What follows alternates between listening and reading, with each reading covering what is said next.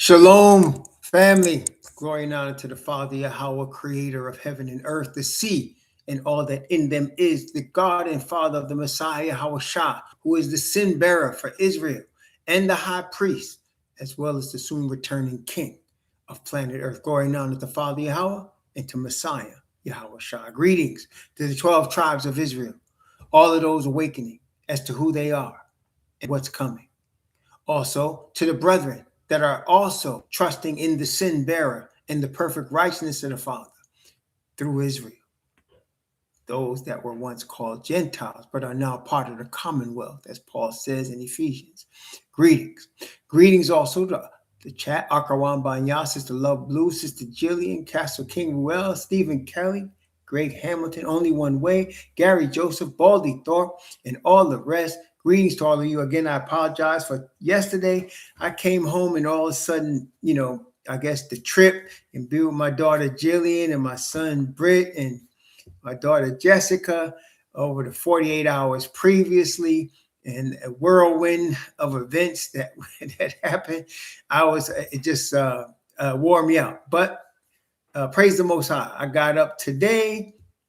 Last night I had a couple of glasses of Chianti and I got a good night's sleep and woke up with energy this morning and feeling much better. My eyes were burning. Usually when I start to get sick or when my resistance starts to break down with me, I know that whenever I catch a cold is because my resistance to the cold broke down. And the reason my resistance usually breaks down is either I'm eating something I shouldn't be eating, and it caused my resistance, like sugar, and it caused my resistance to break down, or I didn't get enough rest so that my resistance gets weaker. So I think it was the rest this time, and having gotten the rest and had the little wine, my cough medicine, it worked out, and I woke up much better today, and I'm feeling much better today. And I want to thank you all for your prayers. Praise the Most High. So, as you might have read in the description box, we are embarking on a second civil war. And the reason when they first, I know for the last, basically since Donald Trump was elected the first time, the Caucasian people have been pushing the idea of civil war. I did not understand it at the time. And the reason I didn't understand it, if you go back to the first Civil War, by the way, the Confederates lost. It was of the Most High. We're going to talk about that more in a moment. But go back to the first Civil War. What you had was the Confederacy. The reason the Confederacy was the Confederacy is it's not changed. It's the same as today, but let's watch. So the people of the South, the rich people of the South, were making so much money from slavery that they did not want to pay federal taxes. The federal government was based in the North. So the rich people of the South convinced the poor people of the South that it'd be better for them to have their own country. Okay? Y'all got me so far? So, and the slave trade made money for the rich people in several areas. There was the areas, because first of all, they didn't have to pay them. They just had to feed them, and barely that, and clothe them, right?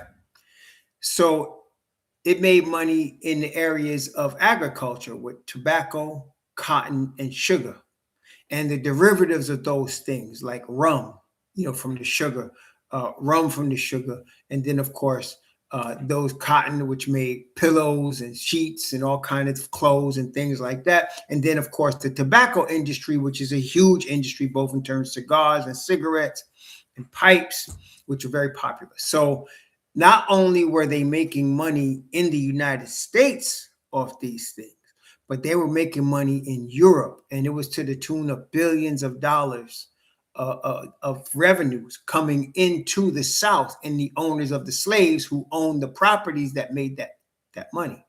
Now, they pushed, the South did, they pushed the defense was, we have states' rights, and our state can determine its rights, whether we want to pay taxes to the federal government, whether we want to have slaves or what have you. Another way that slavery made money was trading slaves. So the trading of slaves, which is why families, black families, were often broken up, because trading the slaves made money. So if you could buy people from West Africa, get them, say, to the United States, and let's say you paid, I don't know, you might have paid $50 a head to some African tribe, or you might have paid in gold or in cotton or in something cheap. Okay, it's like going to a country today and getting something much cheaper than you have to pay in the United States. They would buy the property, which is the flesh of Hebrews, cheap.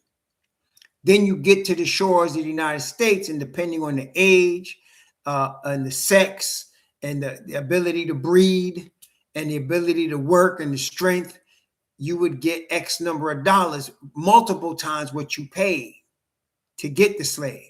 Okay. Then if you got the slave, and the slave, let's say it was a man and a woman, and they had children, and they were of strong stock of the man and the woman that created them, that stock would go for good money. So people were into breeding slaves and selling them like you do with horses or cows or any other animal that's livestock. So you had the combination of what they were producing in terms of agriculture, what they were producing in terms of just producing each other and being sold. And you had a wealthy class in the South that was magnificently wealthy. Okay.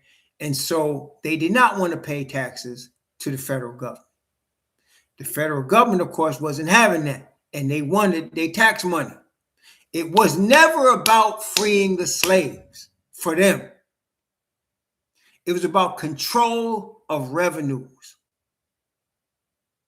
So, now first the Confederacy formed its own government. Jefferson Davis was the first president of the Confederacy, and the North was going to be in trouble because the Confederacy could afford better weapons, better training, and they were going to kick the North behind. But then here come Abraham Lincoln, and he got a whole highly motivated force to join the Union Army in the form of former slaves.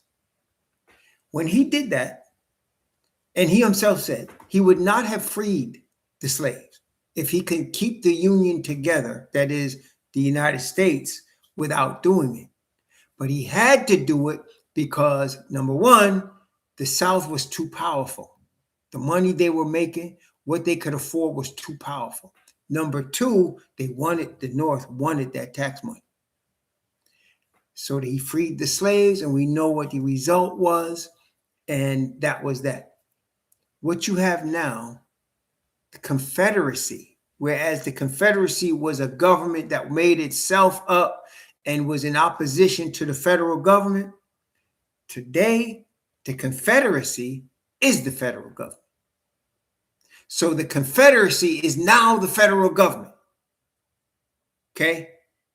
And as the former Confederacy was catering to the rich in the South, the National Confederacy of the United States is catering to the rich in the United States, the billionaires. Okay? And who is the opposition to the National Confederacy?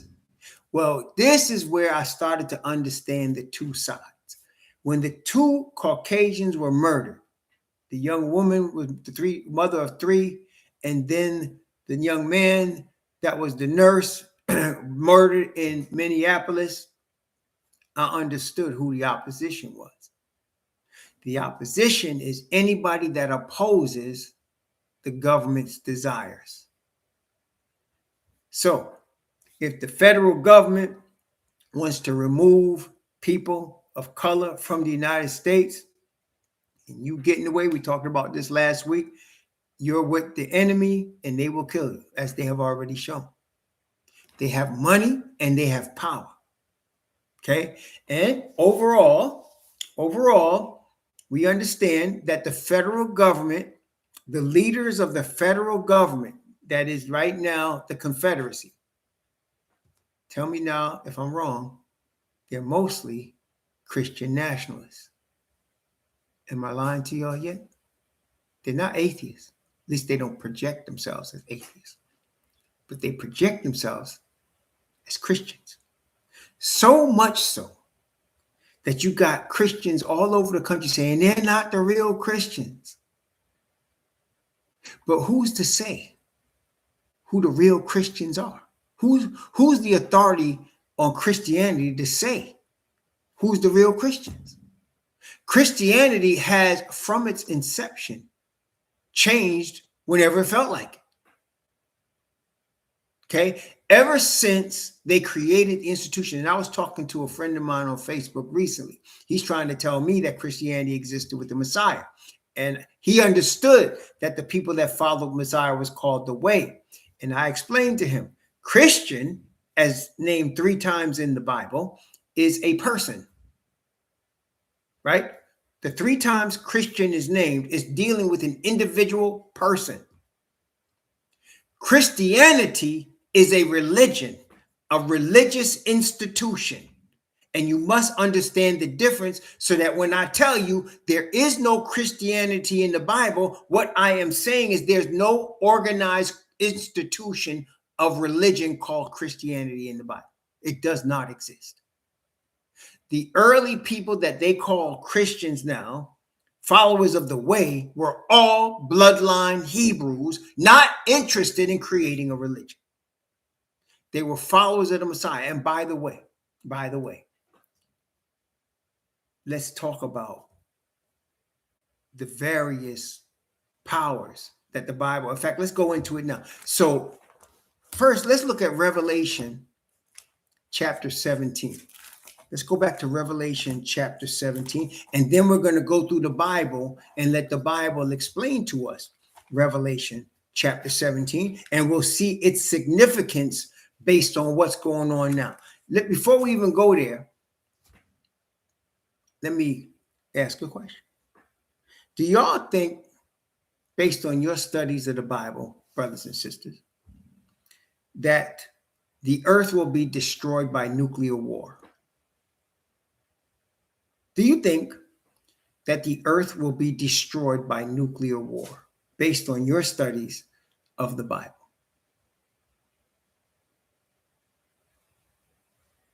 Stephen Kelly says no. So does Delivery Boy. Okay, I agree with that. Okay, second question. How do you know this? What does it tell you biblically about that? That's right. Right. Let's take that's right. Okay, by nuclear, yeah, that's right. Let's take a look before we go to Revelation, just to answer that question, because that's the thing, brethren, is what we must understand is the devil is based on man as God and fear. Man as God and fear. That's exactly right, Stephen Kelly. That's exactly right, Delivery Boy, Castle King. So let's take a look and get some Bible witnesses for that. Let's go to Zephaniah. And again, we'll get 2 or 3 witnesses. Zephaniah chapter 3. Zephaniah chapter 3. Let's see.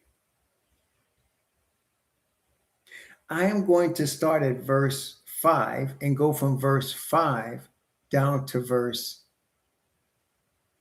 10. From verse 5 to verse 10. The just Yahweh is in the midst thereof. He will not do iniquity. Every morning doth he bring his judgment to light. He faileth not, but the unjust knoweth no shame. I have cut off the nations. Their towers are desolate. I made their streets waste, that none passeth by. Their cities are destroyed, so that there is no man, that there is none inhabited. I said, surely thou wilt fear me. Thou wilt receive instruction. so their dwelling should not be cut off. Howsoever, I punished them, but they rose early and corrupted all their doings. Therefore, wait ye upon me, saith Yahweh, until the day that I rise up to the prey. For my determination is to gather the nations, that I may assemble the kingdoms, to pour upon them mine indignation, even all my fierce anger, for all the earth shall be devoured with the fire of my jealousy. For then will I turn to the people of pure language, that they may all call upon the name of Yahweh to serve him with one consent. From beyond the rivers of Ethiopia, my suppliants, even the daughter of my dispersed, shall bring mine offering. So he says here, I rise to the prey, for my determination is to gather the nations, that I may assemble the kingdoms, to pour upon them mine indignation. Doesn't sound like he's going to let them destroy themselves. Sounds like he is going to do the destroying. Does it not? It sounds like he is going to do the destroying. All right. In the mouth of 2 or 3 witnesses. Let's go to Zechariah chapter 14. Zechariah chapter 14.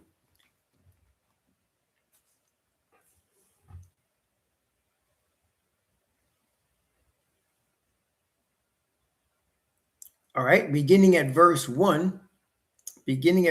Well, let me see.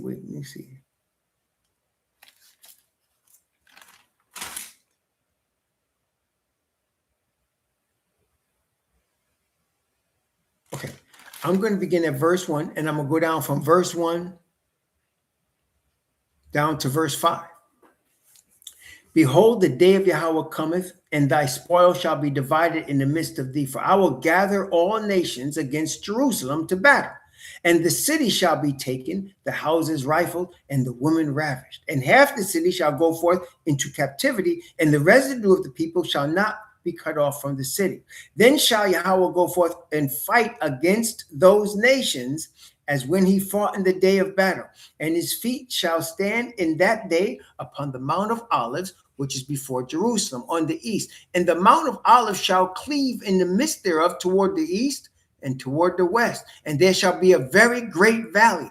Half of the mountain shall remove toward the north, and half of it toward the south. And ye shall flee to the valley of the mountains, for the valley of the mountains shall reach unto Azal. Yea, ye shall flee, like as ye fled from before the earthquake in the days of Uzziah, king of Judah. And Yahweh my Most High shall come, and all the saints with thee.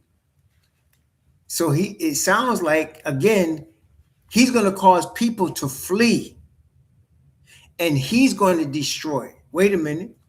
Let's go to Matthew chapter 24. Matthew chapter 24.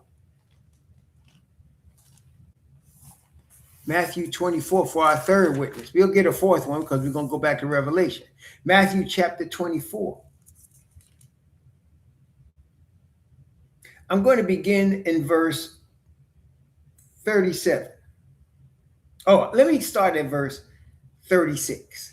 Verse 36, Matthew 24, from verse 36 down to verse, let's see.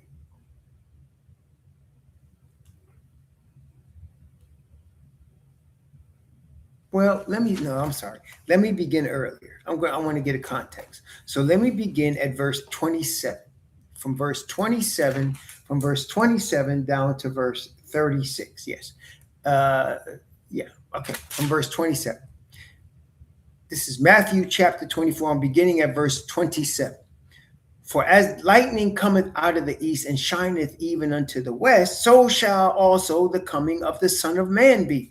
For wheresoever the carcass is, there will the eagles be gathered together. Immediately after the tribulation of those days shall the sun be darkened, and the moon shall not give her light, and the stars shall fall from heaven, and the powers of the heavens shall be shaken. Then shall appear the sign of the Son of Man in heaven. Then shall all the tribes of the earth mourn, and they shall see the Son of Man coming in the clouds of heaven with power and great glory. And he shall send his angels with a great sound of a trumpet, and they shall gather together his elect from the four winds, from one end of heaven to the other. Now learn a parable of the fig tree. when his branch is yet tender, and putteth forth leaves, ye know that summer is nigh. So likewise ye, when ye shall see all these things, know that it is near, even at the doors. Verily I say unto you, this generation shall not pass till all these things be fulfilled. Heaven and earth shall pass away, but my words shall not pass away. But of that day and hour knoweth no man, no, not the angels of heaven, but my Father only. Now we know the Father has since revealed it to us in the book of Revelation. But many people don't read that to understand that this has been fulfilled. Let's read one more verse. But as the days of Noah were, so shall also the coming of the Son of Man be. Verse 38. For as in the days that were before the flood, they were eating and drinking, marrying and giving in marriage until the day that Noah entered the ark, and knew not until the flood came and took them all away. So shall also the coming of the Son of Man be. So, brethren, it sounds again like Father and the Messiah are going to end this thing, not man. So when people are scared about nuclear war between Russia, United States, China, Iran, we don't need to fear. Because this is the thing. We who are the true Israelites trust in the word of the Father before we trust in the news of the media of man. And most of the time, the word of the Father is going to be completely opposite of the news of the media of man. See? So when we trust the word of the Most High, we will be informed of everything and have no worry about some of the things the world is worried about. We will have no worry.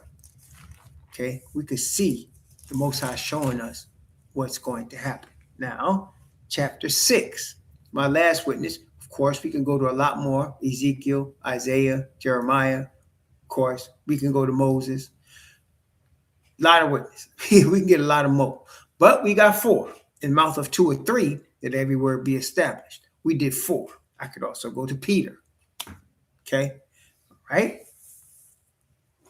Let's look at Revelation chapter 6 from verse 12 to verse 17. And I beheld when he had opened the 6th seal, and lo, there was a great earthquake, and the sun became black as sackcloth of hair, and the moon became as blood, and the stars of heaven fell unto the earth, even as a fig tree casteth her untimely figs when she is shaken of a mighty wind.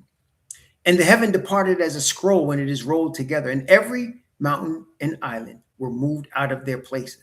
And the kings of the earth, and the great men, and the rich men, and the chief captains, and the mighty men, and every bondman, and every freeman, hid themselves in the dens and in the rocks of the mountains, and said to the mountains and rocks, fall on us and hide us from the face of him that sitteth on the throne, Father, and from the wrath of the Lamb, Messiah.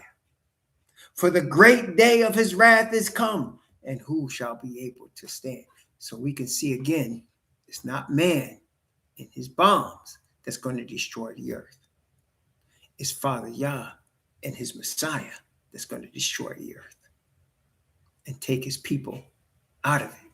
So when you see the news and see all these things, the Bible, Messiah already told us, see that ye be not troubled, for these things must come to pass, but the end is not yet. So we're not worried about when they bring up these things. Okay, back to Revelation chapter 17.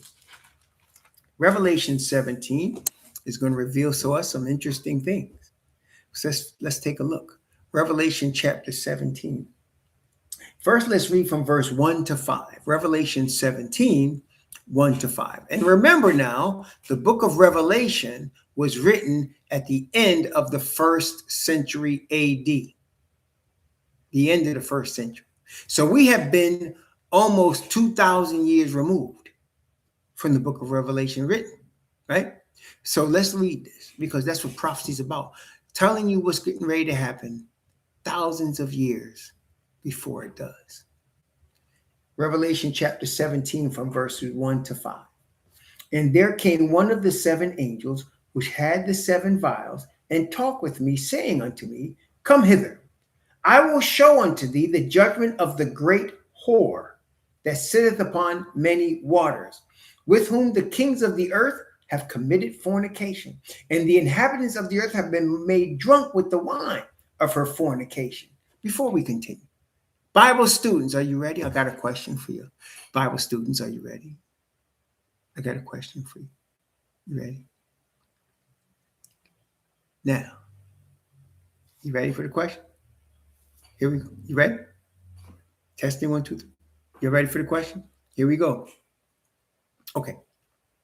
When the Most High would spank Israel and said that they committed fornication, you know that he said that to them several times, right? So he said, you committed fornication against me. Why did he call it that? What were they doing where he said, you have committed fornication against me? You have been an unfaithful wife. What did they do? Thank you, Brother Beckman. Thank you, Brother Delivery Boy. They were worshiping other gods. So, in the spiritual sense, when the Most High says here, kings of the earth have committed fornication, that means that they are worshiping false gods. Everybody got that? The kings of the earth have committed fornication, and the inhabitants of the earth have been made drunk with the wine of her fornication. So you're dealing with a worldwide system of the worship of any god but Yah. Everybody got that? It could be any god. Okay? Christianity, Islam, Judaism, Hindu, any god you want to name. But it's not the Most High. Okay? And it says the kings of the earth. The kings of the earth. These are the leaders of the planet Earth. And of course, Revelation 17 going to show us them leaders. But they're the leaders of planet Earth, both the economic, religious, and political leaders of planet Earth. Economic, religious, and political leaders of planet Earth. It says the kings of the earth have committed fornication, and the inhabitants of the earth have been made drunk with the wine of her fornication. So you have fornication, and then you got a wine made out of the fornication, and everybody's drinking it. Okay? Verse 3.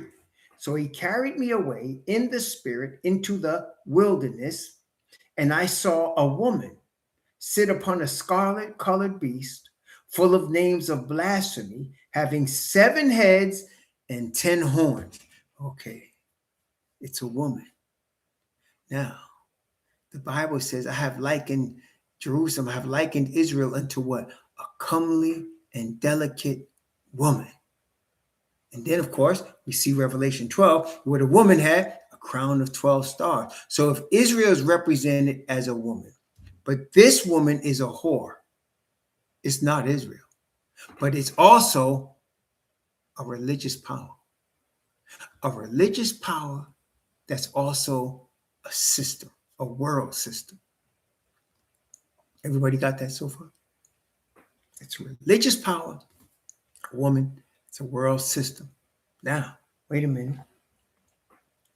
The 7 heads and 10 horns are going to be very important. So we'll come back to that. In fact, Revelation 17 is going to come back to it. So here we go. Verse 4. And the woman, now remember now, it was in the wilderness. That is, if you look up the word wilderness in the Greek, it's a desolate area. So nobody sees the woman. Nobody sees her. And yet she runs the earth. Nobody sees her, and yet they're drunk from her fornication. So she's really on the DL ruling the planet, and nobody even realizes they're following her. Okay, wait a minute. And the woman was arrayed in purple and scarlet color, and decked with gold and precious stones and pearls, having a golden cup in her hand, full of abominations and filthiness of her fornication. And upon her forehead was a name written, Mystery, Babylon the Great, the mother of harlots and abominations of the earth. The first word is mystery. Now, keep your finger there, and let's go to Daniel chapter 8 real quick. Daniel chapter 8, and we'll come right back to Revelation and finish reading chapter 17 and tie it to what's going on right now. Daniel chapter 8. Daniel chapter 8 says, talking about the little horn of Daniel chapter 8. I'm going to start at verse 9, read from verse 9 down to verse, let's see, from 9 to 10, and then just for time purposes, and then we'll come to the other part where it talks about craft. Daniel chapter 8, verses 9 and 10. Out of one of them came forth a little horn, which waxed exceeding great toward the south and toward the east and toward the pleasant land. And it waxed great, even to the host of heaven, and it cast down some of the host and of the stars to the ground and stamped upon them. The Bible says in this same book of Daniel that the Father says, they that turn many to righteousness shall be as the stars. So people that turn many to righteousness shall be, what does it say? Shall be cast down and stamped upon. So those that tell the truth shall be cast down and stamped upon. Okay, that was verse 10. Let's skip down because it talks more about this little horn in verse 23. Verse 23, 24, and 25. Verse 23, 24, and 25. And in the latter time of their kingdom, when the transgressors are come to the full, that is our days, a king of fierce countenance shall, and in understanding dark sentences, shall stand up. Does that remind you a little bit of mystery? Mystery. And his power shall be mighty in the wilderness, but not in his own power. Well, we know where he gets his power from. The dragon. His power shall be mighty, but not by his own power, and he shall destroy wonderfully, and shall prosper in practice, and shall destroy the mighty and the holy people, Israel. And through his policy, he shall cause craft, mystery, to prosper in his hand. And he shall magnify himself in his heart, and by peace shall destroy many. He shall also stand up against the prince of princes, but he shall be broken without hand. How is he standing up against the prince of princes? The prince of princes is Messiah. How do they stand up against Messiah? Let me ask you a question. If you have Messiah, the prince of the 12 tribes of Israel, of the tribe of Judah, and you create your own Messiah, what he looks like, what he represents, who he is, are you standing up against the Messiah? So if you have the true Messiah, a prince of Israel, the son of the Father, and you have the tribe of Judah, and now you have another Messiah. He doesn't look like the original one. He's a different look. He's from a different place. He has a new religion. Are you standing up against the original Messiah? Let me make it plain for those that are not catching. I see most of y'all catching. You have a black man named Yahushua from the tribe of Judah. But then you create this white man called Jesus, and he looks like a European. And he creates a religion called Christianity that the original Messiah never found, never created, didn't think about. You're standing up against the prince, right? And in this new religion, all the Messiah's laws are done away with. Are you standing up against the prince of princes? Yes, you are. Yes, you are. Okay. Then in this new religion, you create a man that's called Holy Father, that the original Messiah doesn't recognize as his father. So you're standing up against the Prince of Princes. And you're destroying the mighty and the holy people. That is the descendants of slaves. Back to Revelation 17. Okay. Verse 5. Revelation 17, verse 5. And upon her forehead, and excuse me if I'm moving a little fast, but we got a lot of ground to cover. So, and upon her forehead was a name written, mystery. We saw that. Babylon the Great. Now, brethren, let's get a little Bible history lesson. Where is the first time in the Bible Babylon is mentioned? And where? Where did it come from? Where's the first time in the Bible Babylon is mentioned? Where's the first time? And under what guise? What is the context of the original Babylon? That's right, Genesis. Thank you. What's going on? What's the context? How was it founded? No, not in Daniel. No, not Nebuchadnezzar. That's right, Jillian. The Tower of Babel. So since some of y'all didn't get it right, it was Nimrod. Let's go back because this is very important to what we're getting ready to read now. Okay, hold on. Genesis chapter 10. In fact, watch. I'm going to let you see it for yourself. Genesis chapter 10. We're going to begin at verse 8. Genesis chapter 10 from verse 8. And I'm going to go down from verse 8 of Genesis chapter 10 to verse 12. Okay, so verse 8. Well, let me start at verse 7. Sorry, verse 6, because we got to understand where this man came from. So we're talking about verse 6. And the sons of Ham, or Cam, as it's really pronounced in the original, Cam, Cush, Mizraim, Put, and Canaan. So Cam is the middle son of Noah, Shem, Cam, Japheth. Cam has 1, 2, 3, 4 sons. He has Cush, from where you get Ethiopia. That name was changed by the Greeks to Ethiopia. That's not the original name. It was changed by the Greeks to Ethiopia. The original name is Cush. Mizraim, which later became by the Greeks, Egypt. Mizraim, if you look up Egypt, you will see the name. In your Hebrew, if you look up your Hebrew, where it says Egypt in the Old Testament, it's going to say Mizraim. That was the original name. It was changed by the Greeks. Put, North Africa, Libya, and Canaan, the land of Canaan, where the children of Israel was. That was later called Palestine. If you look up the word Palestine, you will see the name Philistine. Philistine. So you had the Philistines, you had North Africans, Mizraim, and Cush. Okay, verse 7. And the sons of Cush, Sheba and Havilah, Shabta, Ra'amah, Sabteka, and the sons of Ra'amah, Sheba and Dedan. And Cush begot Nimrod.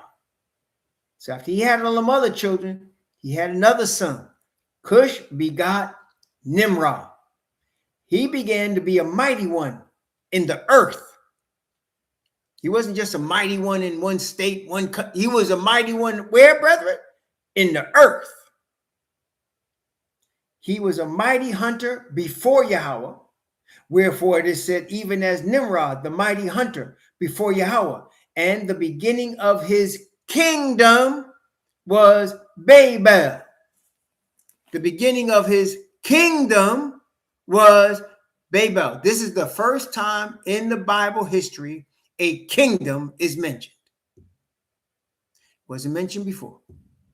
The first time a kingdom is mentioned is Nimrod's kingdom. Nimrod came from Cush. He was a bad man and he was a black man.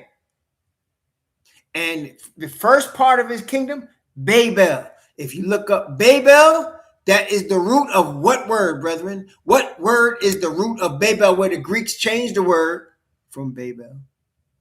What is it? Where's the root word of Babel? What is the root? That's right. It's Babylon. So the first mention of Babylon is with Cush in Genesis. And Erech and Akkad and Calneh in the land of Shinar.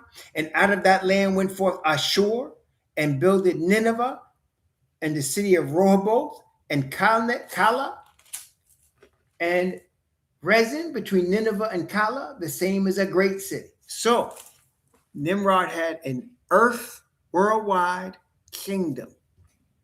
That's where Babylon first started. A worldwide kingdom. And as we know, at that time, the earth was of one language and one speech, and Nimrod was solidifying everything under his power.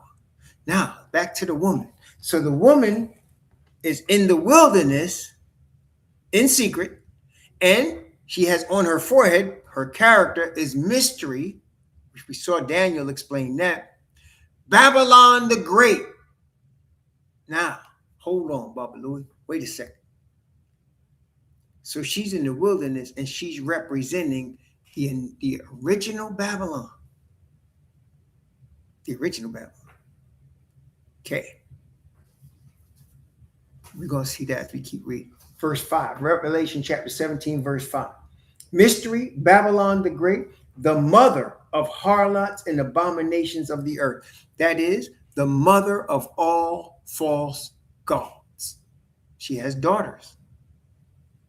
But she's the mother of all. If you heard somebody say, this is the mother of all wars, what does that mean? It's the greatest of all the wars, right? When somebody says, this is the mother of all wars, this is the mother of harlots and the greatest of all harlots and abominations in the earth, and the origin of all harlots and abominations of the earth. Okay. Verse 6. Let's read Revelation 17 from verse 6 down to verse 7. And I saw the woman drunken with the blood of the saints and with the blood of the martyrs of Yahushua. And when I saw her, I wondered with great admiration. And the angel said unto me, wherefore didst thou marvel? I will tell thee the mystery of the woman and of the beast that carrieth her, which hath 7 heads and 10 horns. So the woman is the religious power.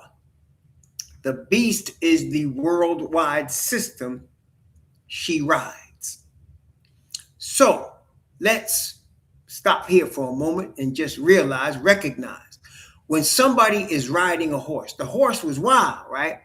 First thing they got to do is break the horse. Isn't that correct? That is, break the horse so that the horse does what the rider's will is. If he says go left, go left. If he says go right, go right. If he says run, run. If he says trot, trot. If he says stop, you stop. But the rider breaks the horse so that the horse is dictated to by the rider. Do you understand that? Does that make sense? So the woman is riding the beast. That means she done broke the beast. That means the beast does exactly as she commands. If she say run, run. If she say trot, trot. If she say stop, stop.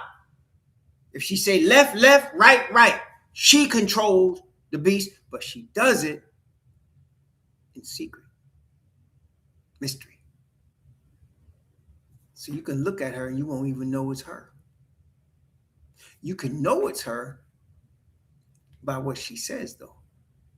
When she has a white Jesus, or she calls herself Holy Father, Pontiff, pray to Mother Mary, then she's telling you who she is. Because the Bible doesn't tell you all that, as far as the true people, right? Okay, wait a minute. Now he's going to tell you the beast that carries her, okay? The system that she controls. Verse 8. The beast that thou sawest was and is not. Now, by the time Revelation was written in the 1st century, Nimrod's Babylonian control. Nimrod had long been dead, right? The Tower of Babel long been ceased, right? So you're talking about 4,000 or 5,000 years prior to the book of Revelation. At that time, Rome was ruling the earth. So there was no Babylon. So when it says she was and is not, that means that the woman, it says the beast that thou sawest was and is not. There was a kingdom of Babylon, but at that time it didn't exist. So he says the beast was and is not. It was a worldwide system, but it's not existing. But wait, there's more. Revelation chapter 8. Was and is not and shall ascend out of the bottomless pit and go into perdition, and they that dwell upon the earth shall wonder, whose names are not written in the book of life from the foundation of the earth of the world, when they behold the beast that was and is not and yet is. So the woman and the beast are representing a Babylonian worldwide system. The difference is Nimrod ain't riding the beast. The woman is riding the beast. Everybody got that? Nimrod's not riding the beast. The woman is riding the beast. Okay? Everybody got that so far? All right? Well, there's more. Revelation chapter 17, verse 9. And here is the mind that hath wisdom. The 7 heads are the 7 mountains on which the woman sitteth. Now, let me clear up something. People say the Vatican sits on 7 mountains. It does not. The city of Rome is on 7 hills, not 7 mountains. The city of Rome is on 7 hills. The Vatican is on a hill that used to be called Vaticanus. It was called Vaticanus because the pagans believed it was a place of prophecy, which tells us it was a place of soothsayers and witches and necromancers. So they call it Vaticanus. So it's not based on the 7 mountains. That's not what it's talking about. Let me show you what the 7 mountains are. Hold your finger there and let's go to Daniel chapter 7. 7 mountains, chapter 7. Isn't that something? Daniel chapter 7. Now, I want you to do me a favor, and we're going to go through these beasts of Daniel chapter 7 real quick. And I want you to count the number of heads the beasts represent altogether. How many heads you going to see, right? You're going to see 7. I'm going to tell you right now, but I need you to count them for yourself. Daniel chapter 7. Going to read from verse 1 down to verse 7. This is Daniel 7 from verse 1 to 7. 7, 7, 7. The first year of Belshazzar, king of Babylon, Daniel had a dream and visions of his head upon his bed. Then he wrote the dream and told the sum of the matters. Daniel spake and said, I saw in my vision by night, and behold, the 4 winds of the heavens strove upon the great sea, and 4 beasts came up from the sea, diverse one from another. 4 beasts came up from the striving among the Gentiles. The sea, as we know from Isaiah chapter 60, the sea represents the Gentiles. So, and of course, Revelation 17:15 tells us peoples, nations, tongues, right? But it's among the Gentiles. So there was a striving among Gentiles, and 4 beasts came up. The first was like a lion and had eagle's wings. I beheld till the wings thereof were plucked, and it was lifted up from the earth and made to stand upon the feet as a man, and a man's heart was given to it. And behold, another beast, a second, like to a bear. And it raised itself up on one side, and had 3 ribs in the mouth of it, between the teeth of it. And they said thus unto it, Arise, devour much flesh. And after this, and lo, another like a leopard, which had upon the back of it 4 wings of a fowl. The beast had 4 heads, and dominion was given to it. After this, I saw in the night visions, and behold, a 4th beast, dreadful and terrible, strong exceedingly, and it had great iron teeth. And it devoured, brake in pieces, and stamped the residue with the feet of it. And it was diverse from all the beasts that were before it.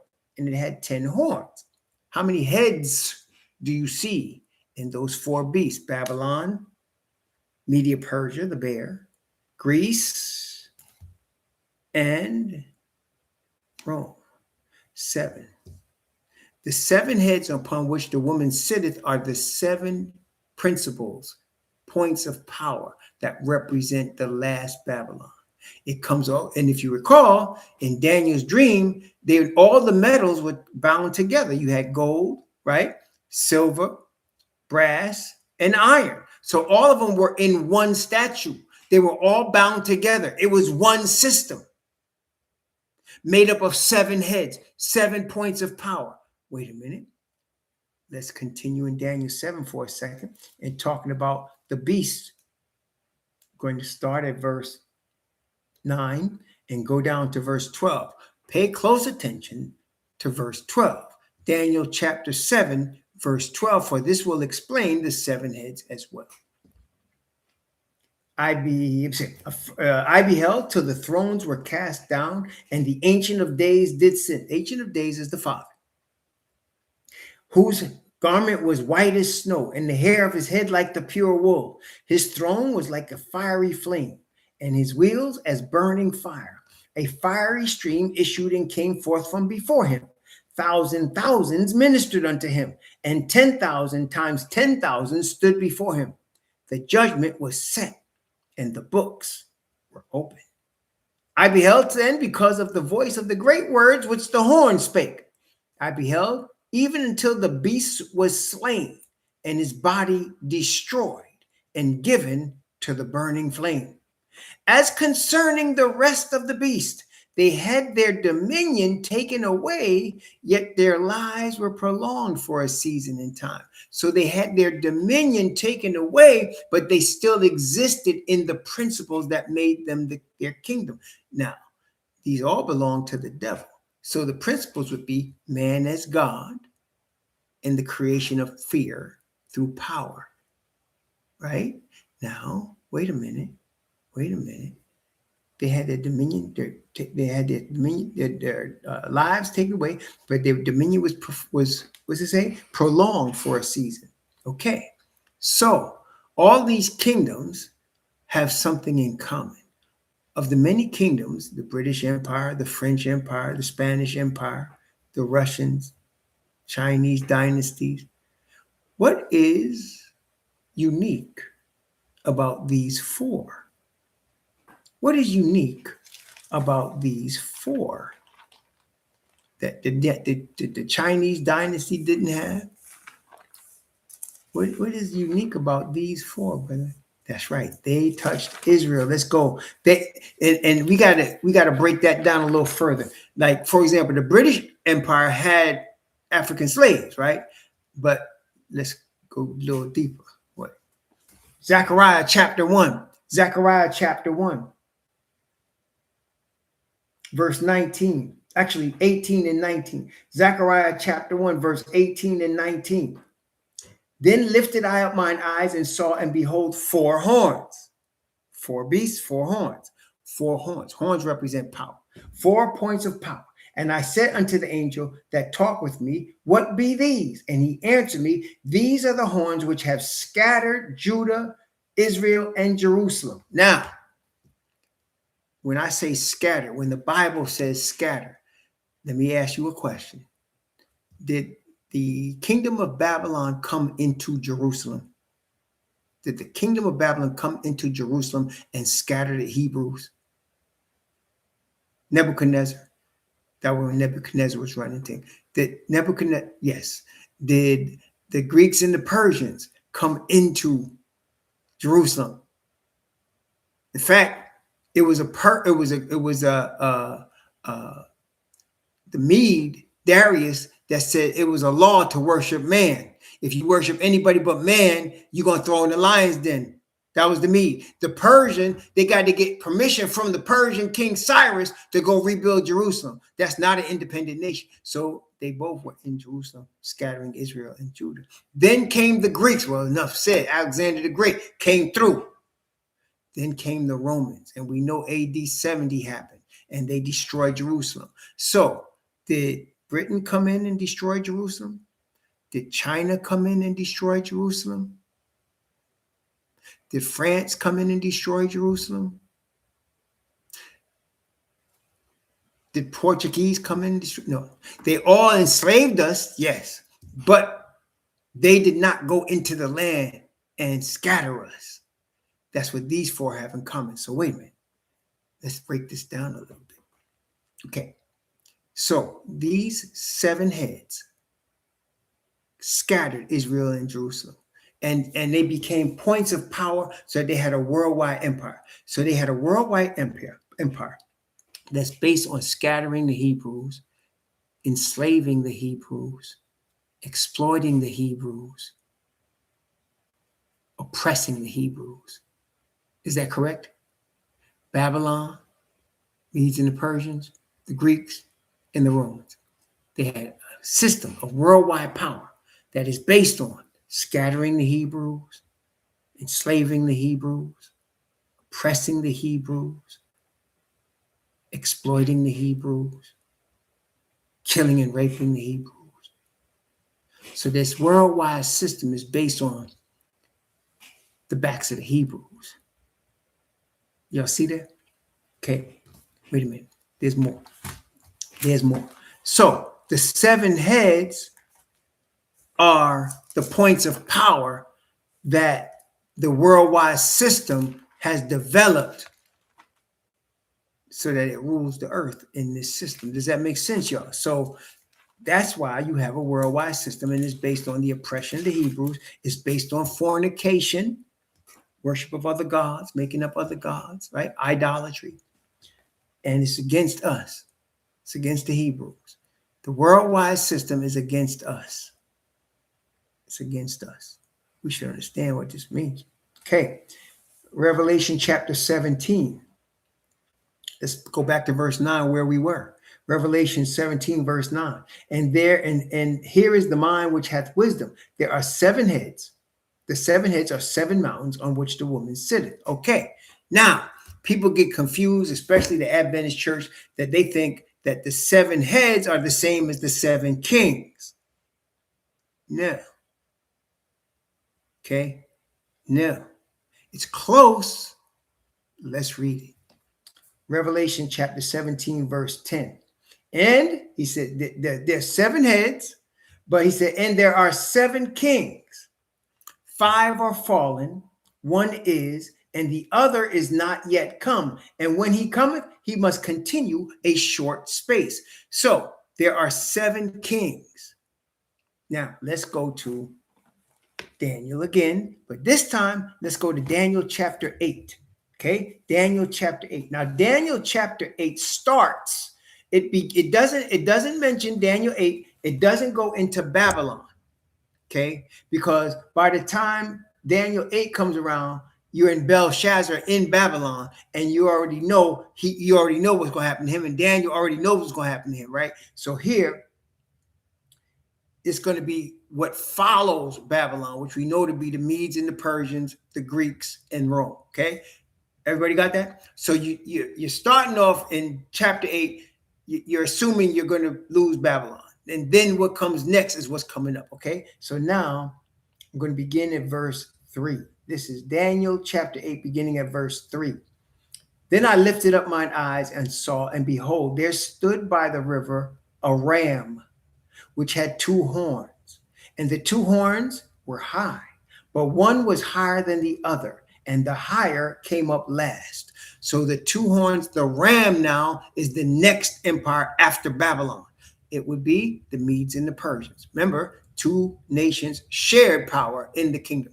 The Medes first, and then later the Persians, which is why I said the higher of the 2 came up last, because the Persians were rich, richer than all the kingdoms before. Okay, then verse 4. And I saw the ram pushing westward and northward and southward. Take note, the ram, which is Medes and the Persians, was pushing toward the west, pushing toward the north, pushing toward the south. Where was it coming from then? It was pushing toward the west, pushing toward the north, pushing toward the south. Where was it coming from? East, that's right. So the kingdom of the Medes and the Persians came in relation to Israel from its east. Okay. Now, verse 4 again. And I saw the ram pushing westward and northward and southward, so that no beast might stand before him. Neither was there any that could deliver out of his hand. But he did according to his will and became great. So that was the Medes and the Persians. Then we know what's come next. The Greeks, verse 5. And as I was considering, behold, a he-goat came from the west. So whereas the ram pushed west among north and south, this he-goat came in direct opposition, came from the west. Okay. As I was considering, behold, a he-goat came from the west on the face of the whole earth and touched not the ground. He was floating. He was going so fast he wasn't even touching the ground. And the goat had a notable horn between his eyes, Alexander. And he came to the ram that had the two horns, which I had seen standing before the river, and ran into him in the fury of his power, a collision, a head-on collision. And I saw him come close unto the ram, and he was moved with choler, that is rage, against him, and smote the ram, and brake his two horns. And there was no power in the ram to stand before him, but he cast him down to the ground and stamped upon him, and there was none that could deliver the ram out of his hand. So the he-goat took over. It was the Greeks. And they took over by directly smashing the Medes and the Persian Empire. But then, watch the next move, okay? Verse 8. Therefore, the he-goat, Greece, waxed very great. And when he was strong, the great horn was broken, Alexander, and for it came up four notable ones toward the four winds of the heaven. So the Greek Empire was divided into four: north, south, east, and west. Four notable ones came up for one, right? Y'all got that so far? So it was divided into four. And then verse 9, and out of one of them came forth a little horn, which waxed exceeding great toward the south and toward the east and toward the pleasant land. So the little horn waxed great toward the south, the east, and the pleasant land, which would be Jerusalem, was west. South, east, and west. Where did the little horns, the broken horn that came out of the four, where did it came from? It came from the north. It came from the north, right? So in this sense, you had Babylon, the Medes and the Persian, and you had three of the Greek, right? Five are fallen. Does that make sense, y'all? Five are fallen: Babylon, Medes and the Persians, and three of the leopard heads fallen. This little horn came out of the fourth part, which was north. That one, the Bible says, is now, right? So let's take a look. Revelation chapter 17. It says there are 7 kings. 5 are fallen. One is, and the other is not yet come. So now you got 7 kings. 5 are fallen. One is. This is Revelation chapter 17, verse 10. And there are 7 kings: Babylon, Media, Persia, and 3 of the Greek. But then out of that fourth part of the Greek came the little horn. Okay? 5 are fallen. One is, and the other is not yet come. And when he cometh, he must continue a short space. So the next king that would arise is a short-lived king. He would continue a short space. So you must have a country that's not as old as Greece, not as old as Rome, not as old as Babylon. Well, what country is now ruling?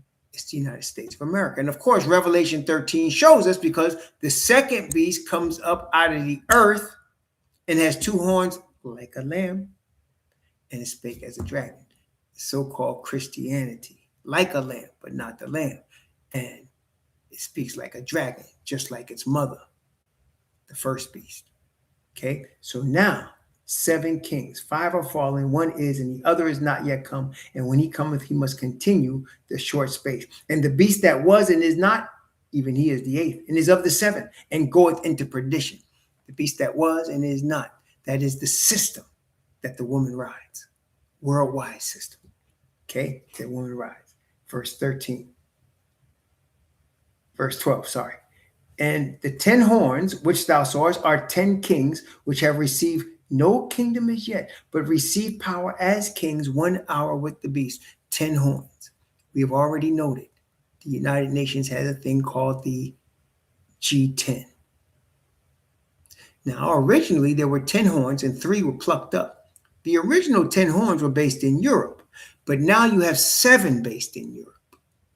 And you have 3 that are not based in Europe. What are the 3? Japan, the United States, and Canada. Those 3 are part of the G10. They're not based in Europe, though. Okay. Then you have the 7 that are in Europe, which represent Sweden, Switzerland, Germany, UK, France, Belgium, the Netherlands, and you have Italy. And they have 8 really, but they only count 7. And you can look it up. They always count. Why? Because the original Netherlands was the Kingdom of Netherlands, which included Belgium. Belgium got its independence later, but it's the Kingdom of the Netherlands, the Belgians and the Netherlands. So originally it's 7. And if you look it up, G10, they will tell you there's 8 of them, but they don't count Belgium and Netherlands as separate. Okay, so now let's think about this.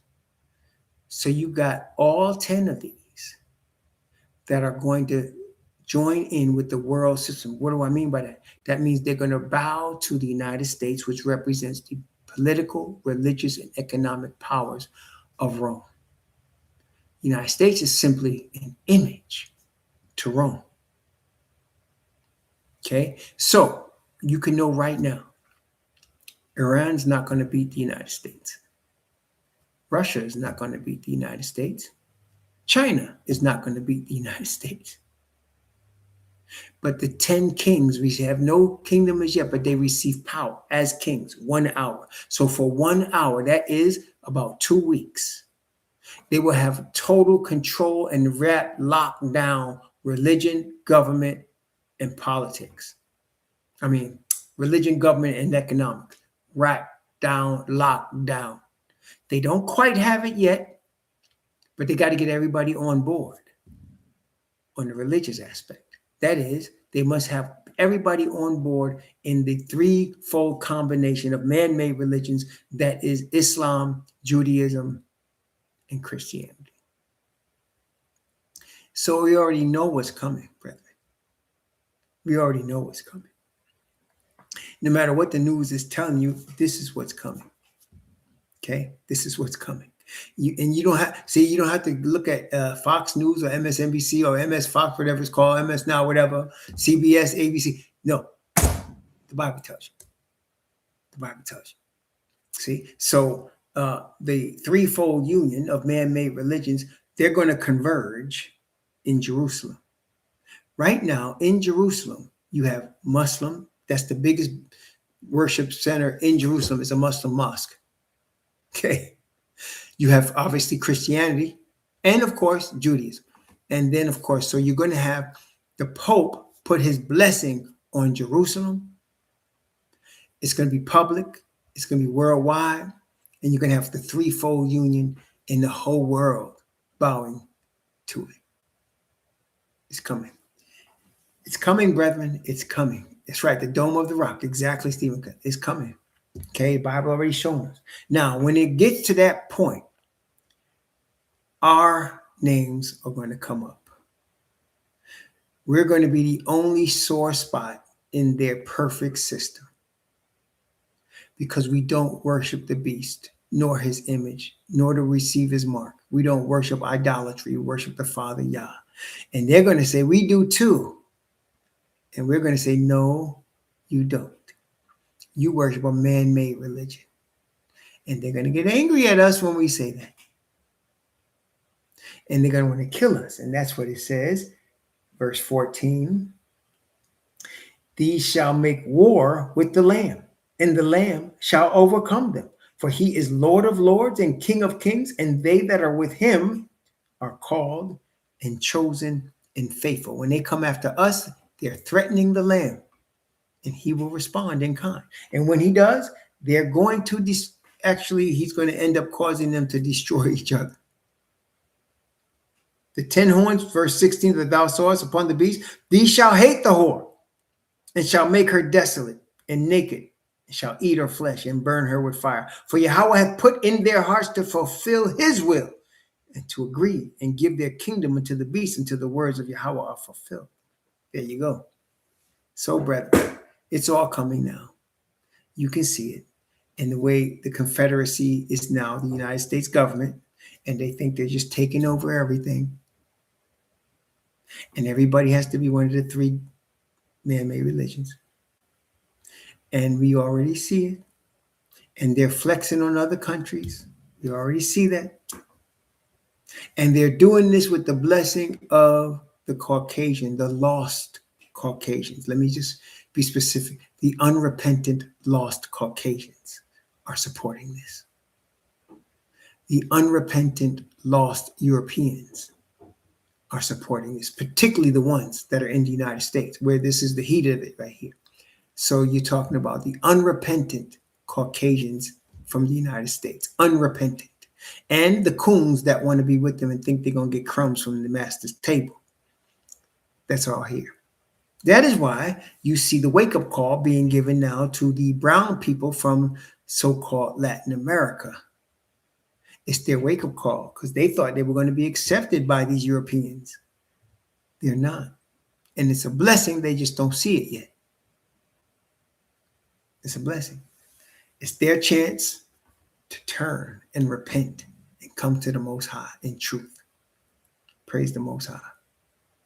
Well, may the Most High bless you and keep you. May he cause his face to shine upon you and be gracious unto you. And may he lift up his countenance upon you and give you peace. We just really just touched the surface here. When we do Revelation, we get deeper. When we do Daniel, we get deeper into it. As you know, when you see those studies, we get deeper into it. But for the sake of current events and what's going on now, this was what we needed today. Praise the Most High. Shalom, family.